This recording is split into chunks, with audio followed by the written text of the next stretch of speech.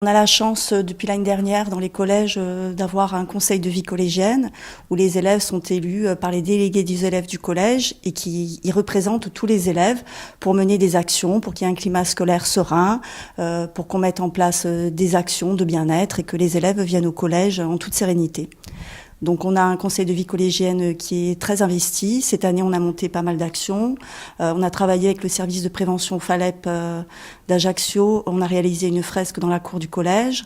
Ensuite, on a fait une collecte de jouets au profit des enfants malades de l'hôpital d'Ajaccio. Et comme la collecte était importante, on en a fait profiter aussi le Secours populaire d'Ajaccio. Les jouets ont été remis hier. Et là, ce voyage à Paris s'inscrit sur le fait qu'on a eu une subvention exceptionnelle et qu'on s'est dit chiche, on amène les élèves de Giovanni à Paris, puisqu'on est un collège situé en réseau d'éducation prioritaire. Et on s'est dit, pourquoi nos élèves n'iraient pas à Paris, à l'Assemblée nationale.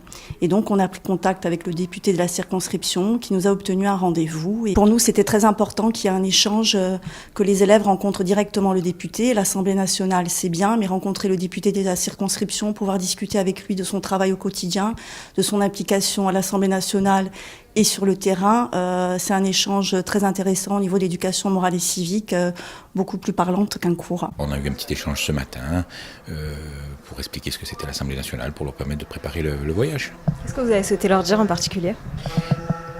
Que c'était un endroit sacré, qu'ils allaient avoir la chance de visiter le cœur de fondement de la République. Je veux dire, c'est un endroit qui est sacré où de grands hommes sont passés et qu'il fallait qu'ils profitent de ces instants-là. Qu'ils allaient s'en souvenir toute leur vie, probablement. C'est important d'aller à la rencontre de ces élèves qui sont scolarisés dans un établissement qui est situé en zone d'éducation prioritaire. Et quand on parle d'endroit sacré, l'école est un endroit sacré aussi, et c'est sanctuaire, hein, si vous voulez. Donc c'est très important d'aller, c'est très important de passer un petit peu de temps avec des élèves, quoi, de les sensibiliser à la chose politique.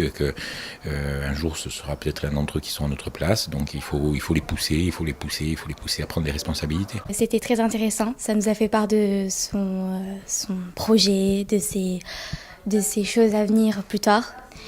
Et c'est très culturel et ça nous ouvre quelques portes sur ce qu'on pense de l'image qu'ont les députés. Qu'est-ce que tu as souhaité lui demander, toi en particulier ?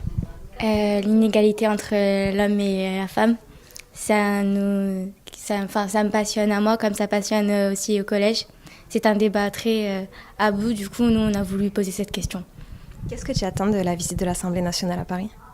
Ce que j'attends c'est de voir des choses... ça m'intéresse beaucoup de savoir qu'il y a des personnes mémorables comme Napoléon Bonaparte qui sont rentrées, Victor Hugo, de grands écrivains qui sont rentrés, qui ont franchi cette porte. Et du coup, nous, ça nous fait un choc, ça nous fait plaisir, quoi.